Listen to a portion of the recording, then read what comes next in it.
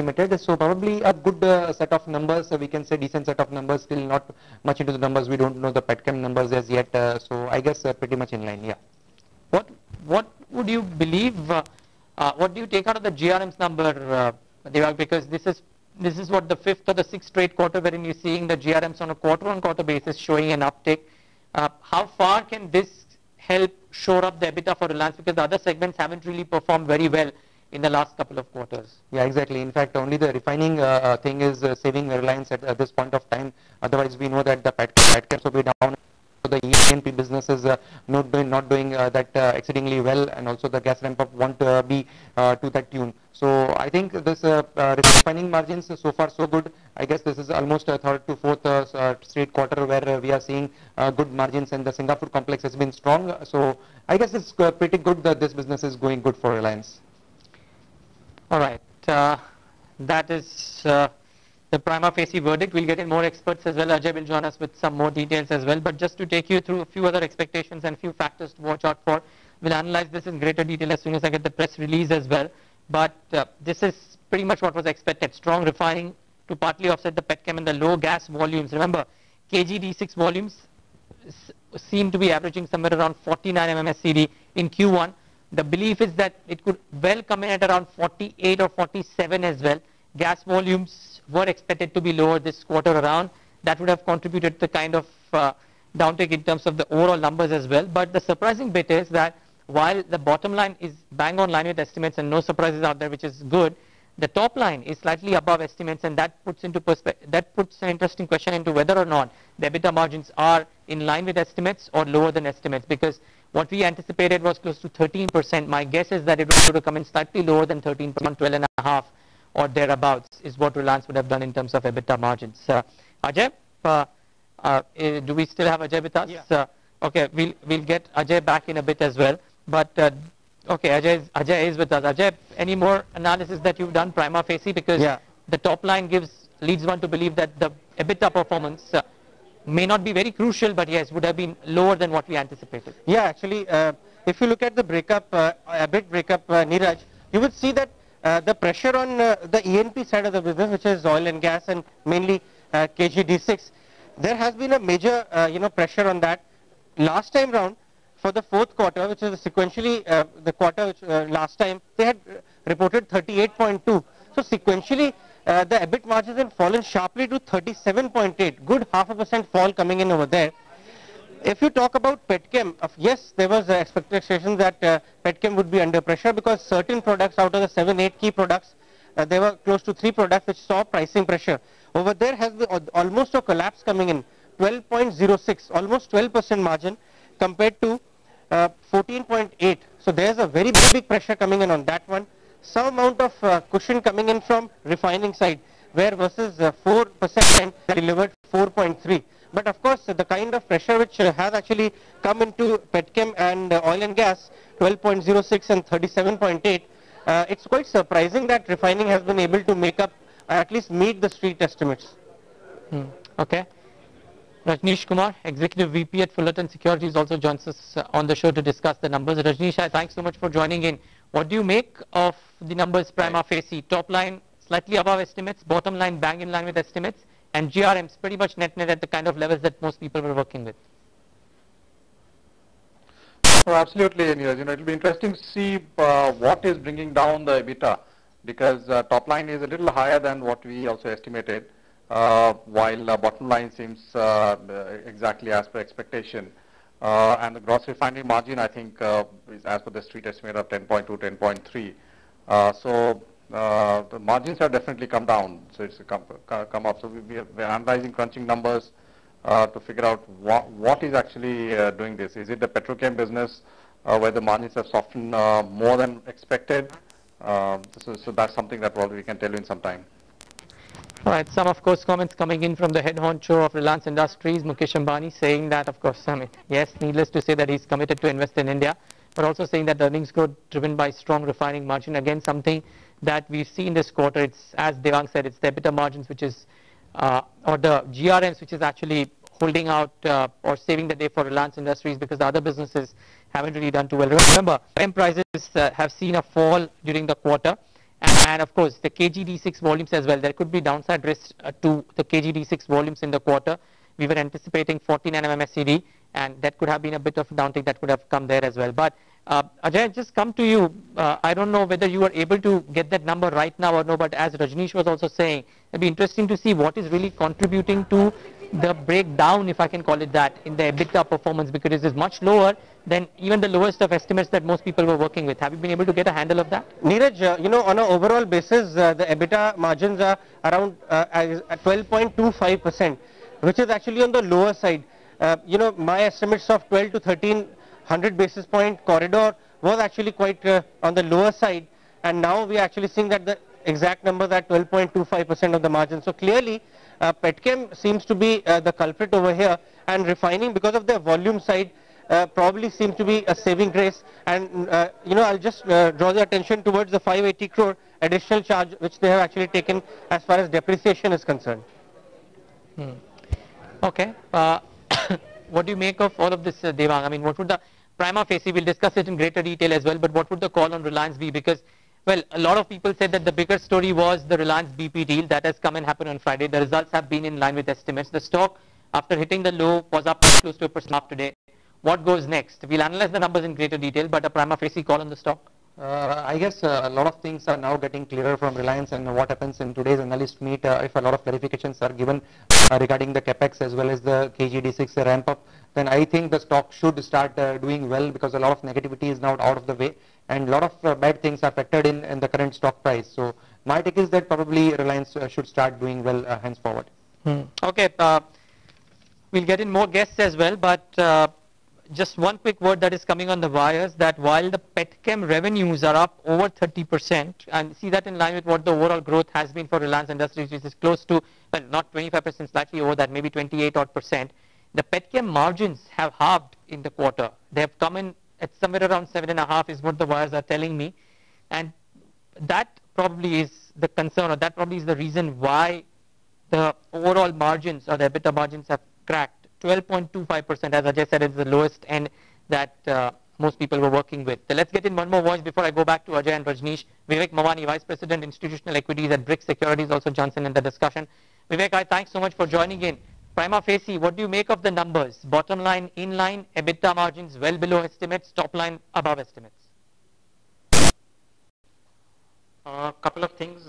One is, as far as numbers are concerned, yes, quite in line with estimates. It's just that refining margins at $10.3. Finally, we get to see Reliance reporting double-digit refining margins, something which has been expected for the last 2 quarters. Q3 as well as Q4, everybody was expecting / hoping that double-digit refining margins have to come about. They didn't. At least finally this quarter they do come about. Whether double-digit refining margins are going to sustain beyond 1 quarter is also doubtful. So probably we are almost near about at the peak as far as refining margins are concerned. Yes, concerns on Petchem margins is quite serious, which is where slight disappointment on the EBITDA, although made up at the bottom line level, quite in line with the estimates. Okay, Avinash Gorakhshekar, VP Research at Edelweiss, also joins us right now with his analysis, the basic prima facie analysis. Avinash, what do you make of the numbers? Neeraj, I think in line with expectations. I think GRMs are up at around $10.3 a barrel, which is perfectly in line with what we were expecting and the markets were broadly looking at. In fact, on the profitability front, also a YY increase of roughly about 16-17%. But I think clearly on the gas volume front and typically on how the BP deal now actually pans out in actually ramping up the gas production, I think are 2 data points which the markets would clearly watch out. In fact, I have not seen what the Petchem margins are, but broadly I think on the bottom line front, I think the company has actually met the broad expectations what the analysts were expecting. The Petchem margins, of course, have halved, Avinash, to 7% odd. But before we talk about that in greater detail, I believe Ajay has some more updates. Ajay. Neeraj, I'm surprised you're talking about Petchem margins coming near 7%, because I calculated the number again. 12.1% is the EBIT margins for the Petchem business, and the company has actually mentioned in its press release that there have been margin contraction in prices, polyester, polymer chains, but they were more than offset because of higher margins in PVC, PET and methyl benzene. So 12.1% is the EBIT margin for petrochemical businesses concerned, 4.3 at refining and 37.8 at E&P side. Ajay, I believe then the wires are probably reporting something which is not correct. So put that into perspective, Ajay. Keeping in mind the kind of calculations that you've done, what could be the culprit for the kind of EBITDA performance or the EBIT performance that Reliance has shown? Neeraj, I guess, whatever we are discussing right now, more or less has come in line with what the analyst fraternity is factoring in the numbers. Just, compare the estimate of 17.2 as prepared by me, and the company has actually delivered 17.3. So even the EPS side was almost factored in. But a question which I have for Avinash perhaps would like to answer that, even taking these numbers and depressed numbers into account, Reliance is trading at close to 12 times 1 year forward earnings, and with the lack of how the gas volumes may actually pan out, how much of valuation cushion is there? How much can the stock go up by when Petronet LNG is actually available at 11 times and Reliance is actually trading at 12 times 1 year forward? Ajay, I think clearly my sense is, I think in the shorter term, the gas production volume is not going to jump quite significantly. We could see, maybe a couple of quarters, where the gas volume production increase is going to be a little muted. But clearly, I think with the BP deal, I think clearly, the management is going to make a renewed effort in ensuring that, whatever technology BP gives them, I think it helps them to ramp up the volumes post, say, a couple of quarters. In the shorter term, clearly, I think, from a very, very near-term perspective, I think possibly the markets could be disappointed. But as a house, we continue to be positive. We feel that, whatever negatives in the stock have been actually been, which have been announced in the last quite few days, in fact, in few months, the NICO report and typically the CAG kind of report, which, had a negative impact on the stock. Our sense is that most of the negatives are factored in. In fact, Reliance will continue to be a core portfolio for a reasonably medium to long-term kind of investor. As a house, we have a buy on the stock, Right. Neeraj, one more interesting bit has just come from the release that their fuel exports have actually shot up 60%. And remember, this phenomena was seen in fourth quarter as well. Because of the Japan crisis, the diesel exports have started rising. And probably that is why you are talking about, 83,000 crore on the top line versus 73, which was the estimate. So this additional fillip on the top line probably is because of the higher than anticipated fuel exports in that region. But Rajneesh also joins us now from Fullerton Securities. Rajneesh, what have you made from these numbers which have come by, and what are the factors you would be watching out for when the management actually gives some guidance and meets the analyst maybe from an hour from now? Yeah, see, I think one of the biggest concern would obviously be the drop in margin, which looks like has dropped by almost 32%. And, apart from that, the fact that the GRM, the gross refining margin that we see at $10.3 to a barrel may not continue at this level. So that may actually go down. So a double impact, let's say in the subsequent quarter of a lower gross refining margin and petchem business, if it continues to have a softer margin, can have a poor impact on their next quarter results. However, what we take, if you look at our perspective of the stock, what we feel is that with the BP deal now more or less done, I think they are on a good wicket, and that more than anything else should have a fairly strong positive impact on the stock. So we would look out definitely for,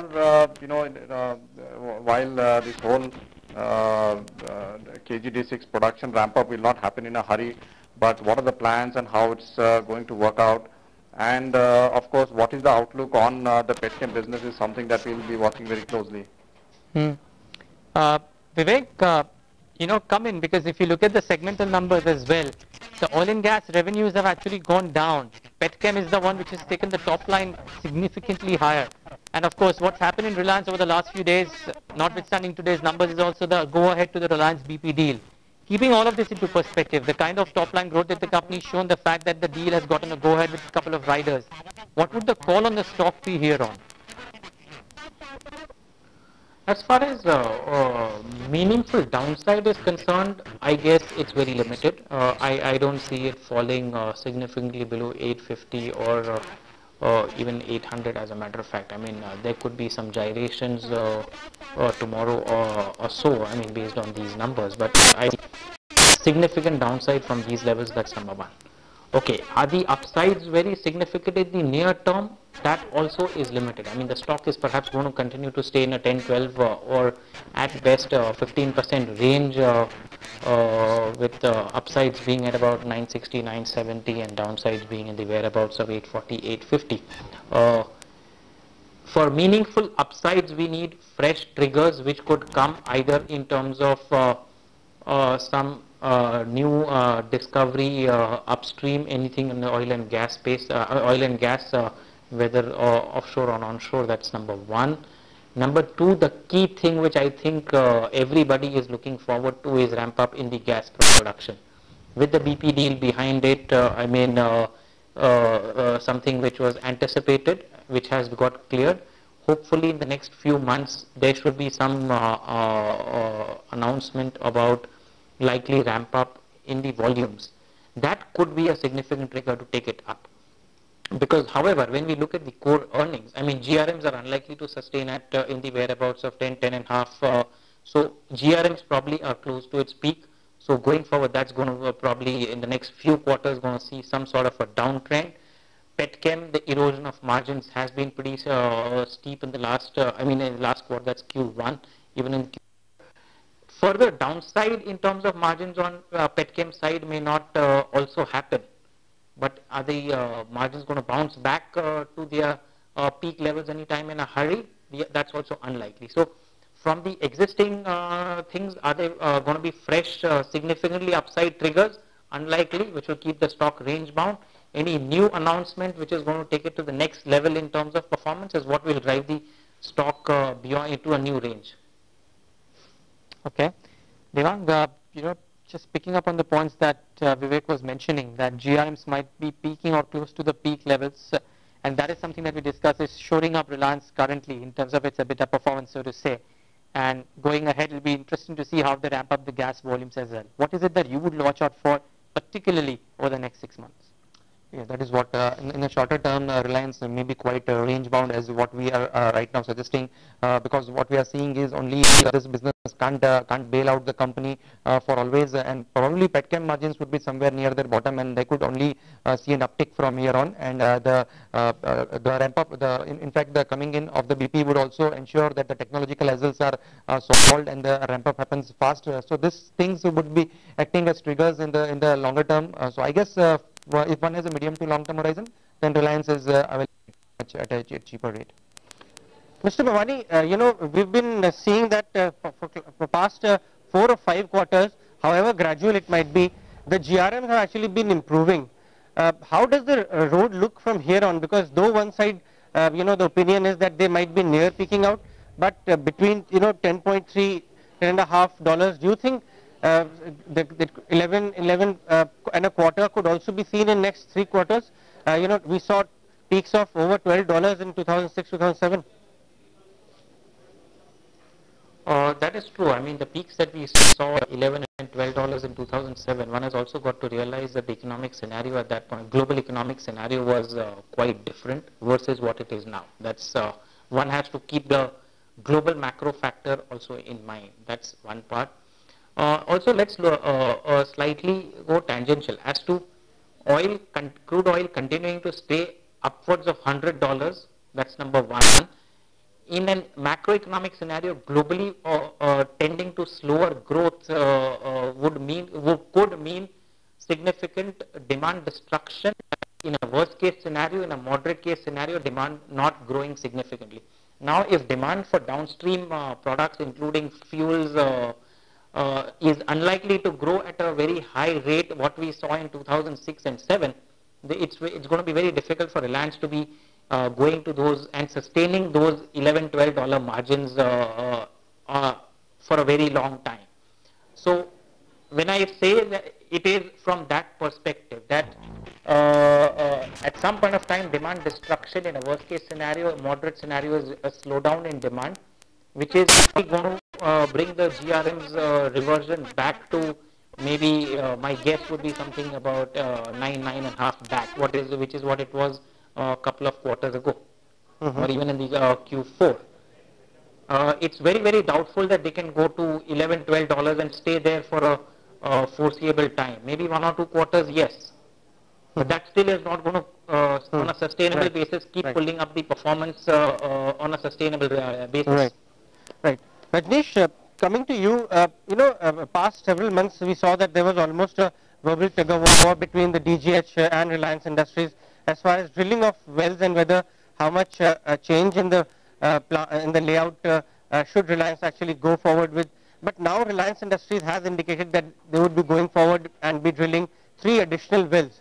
By which quarter, in your estimate, do you think these new wells can be drilled and they can start contributing to the volumes incrementally?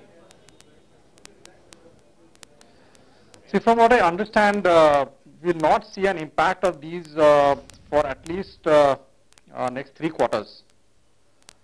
So it's probably only beyond that that we'll see impact of these new wells onto their books. Right. So that's what our understanding is on that right now. Avinash, how do you really compare Reliance Industries looking at the results and looking at the various matrices compared with some of the other oil and gas stocks? Tomorrow KN India will also be declaring its results, which is also a volume play now. Actually, Ajay, comparing Reliance with KN would mean that actually KN is a pure play on crude. In fact, Reliance has got several other businesses. So to that extent, I think it's not a direct comparable. But again, coming back to what some of the other guests mentioned, that most of the positives, according to us, have got factored into the price. In fact, the downside for the stock is less. And at least for a couple of quarters, the market will probably give some time for this BP deal to actually get materialized into some sort of action on the gas volume front. I think the markets would clearly be looking at that front. Typically, I would say that, more importantly, this stock, a large amount of fund community, a large amount of retail community has actually been invested in the stock without, any sort of kind of great returns coming in.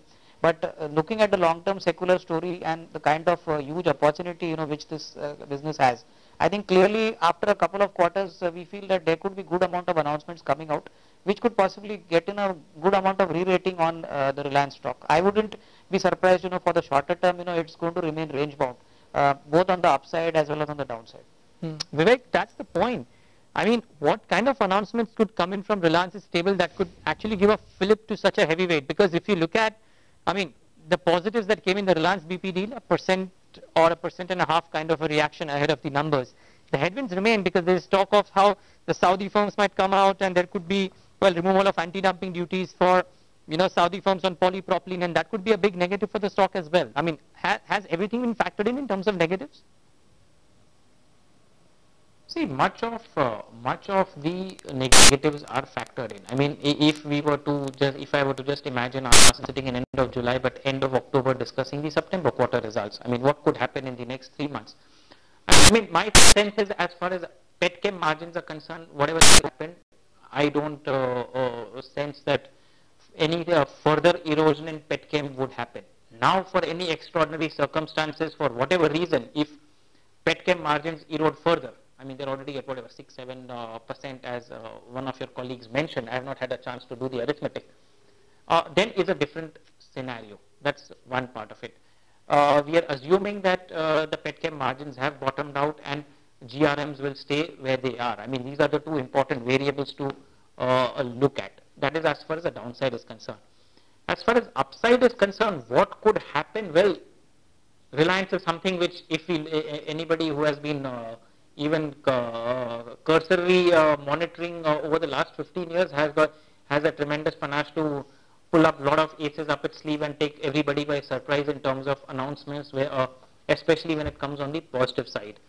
Yes, we have been missing that for a very long time, which have not been coming. Key thing, as I said, could be even if the gas volumes ramp up 4 quarters down the line, but an announcement next month, for example, or in the next quarter, could itself improve the sentiment and everybody would start factoring in higher volumes higher upstream volumes and higher margins. I mean, the actual, as we all know, market discounts things in advance, including announcements. So announcements immediately could come from there. That's one part of it. Or any, I would sense anything on the exploration side, discovery of some new block. Even if a discovery happens today, of which production may start 3 years later, forget 3 months, 3 years later, would itself at least bring that positive sentiment / momentum back. Today that is severely lacking, because last more than a year, all we heard was negative news coming in from Reliance, and performance at best meeting expectations or disappointing marginally. Sure. We need to start hearing good news from Reliance. And that only because that came out on Friday probably didn't excite the markets too much. So what would the call be on the stock here on? I mean, what would you advise clients for the next 3 to 6 months? Sure, there could be an announcement that could come out and that could excite the street, but the positives so far haven't really excited the stock too much. Yeah, surely the message to the investors would be as such, keep the patience going, because we know that in the short term there are no, but already the Reliance BP deal and also the nice good set of results that has been declared, at least in line with expectations, will keep the market at least a little bit cheered up from the Reliance table at least. And one thing that I would like to mention here is that over a period or a longer term period, Reliance has always rewarded investors, though in the last 2 years it has done nothing. So probably for me, a form is temporary, class is permanent. So one has to stay invested in Reliance. Avinash, come to you. You did mention that it merits probably to give some time for the Reliance BP deal and the kind of benefits that could come across. It merits to give some time to sink in before we really take a call. But just purely on the basis of the numbers, purely on the basis of the kind of reaction that the market gave to the Reliance BP deal being announced as well, what's the call on the stock on the near term? Forget the 1 year horizon, but a near term, 3 months, 6 months, what's the call? Neeraj, I think near term, I would say that, I think both on the upside and on the downside, I think probably you wouldn't find a range of more than say 8 to 10% at best, because more importantly, from a medium to longer term perspective as a house, we have been recommending clients to nimble into the stock as a core portfolio, and Reliance, is definitely has been, has rewarded shareholders in the past. So despite the fact that, a lot of disappointments, a lot of negative news flows have actually impacted the stock, I would be more comfortable to buy probably in a slow manner, despite the fact that it could take say 6 to 8 months of, a real re-rating to happen. But we have been telling clients to actually nimble into the stock at every level, and around 820, 830, we feel that the stock possibly would remain there. On the upside, I think more importantly, it's difficult to give you a call in the next 3 months, but as a house, we have a target price of 1160 on the stock. All right, just to surmise, before we take a final comment, just to surmise as to what's really happened, the top line has been above estimates for Reliance Industries. They come in at above 80,000 crores versus an expectation of 73,000 crores. The net profit at 5660 crores versus an estimate of 5682 crores. So the net profit has grown close to 16% on a YOY basis, and the margins have come in a tad below estimates. We were estimating close to 13%. They've come in at 12.2% is the kind of EBITDA performance that they've clocked in. Rajneesh, final comments from you as well. What would you do in terms of advice to your clients to borrow? Because the markets didn't give a really big thumbs up to the kind of, to the Reliance BP deal as well. And the numbers are pretty much in line with estimates, so no great surprises either on a corporate announcement front or in terms of the quarterly performance from Reliance. Yeah, BP deal, the reason why that didn't make any impact was because it was largely priced in. So that still remains probably the single biggest potential for upside eventually, probably a quarter or two down the line for Reliance stock. But if I look at purely from the quarterly result point of view, to my mind, it's a little bit of a negative because of two reasons. One is the GRM margins are unlikely to sustain at these levels. Two, the petchem margin has come way below expectation. So that does look like putting a bit of a pressure on RIL's margins probably in the next quarter. So in the short term, I would assume that the stock will probably see a bit of a negative movement is what my thinking is. But from a long-term investment point of view, I would think that people would still buy. And I would suggest to our clients to buy because we do have still a target price of upwards of 1100 rupees for the next 1 year or so. And I think we'll probably maintain that even after we go through the results in detail, because bulk of it is built around what potentially can be done with the huge amount of cash coming through the BP deal, and that, to my mind, remains the single biggest opportunity for Reliance to come out with some good in the next 1 to 2 quarters, which will be the trigger that market will wait for. All right, gentlemen, thanks so much for joining in today for this quick synopsis of Reliance Industries results. Thanks so much for taking the time out, all of you. Well, that's a panel of 4 experts who have given their view. It's a consensus buy for all of them, Reliance Industries at the current levels. Do not expect any fireworks in the near term, but it remains a great long-term hold story. Probably some good news over the next couple of quarters might bring some excitement back into the stock. For now, accumulated at the current levels is what almost all of our analysts have a consensus. Thanks Ajay for joining in as well into this discussion, but that's the synopsis of the numbers. Top line above estimates, bottom line in line with estimates. A bit of a disappointment on the EBITDA margins front, but the GRMs bang on in line with what the street was working with. Expect the stocks to maybe show a little bit of a muted reaction in tomorrow's session. Thanks for being with ET Now. Stay tuned, of course, for more news and updates.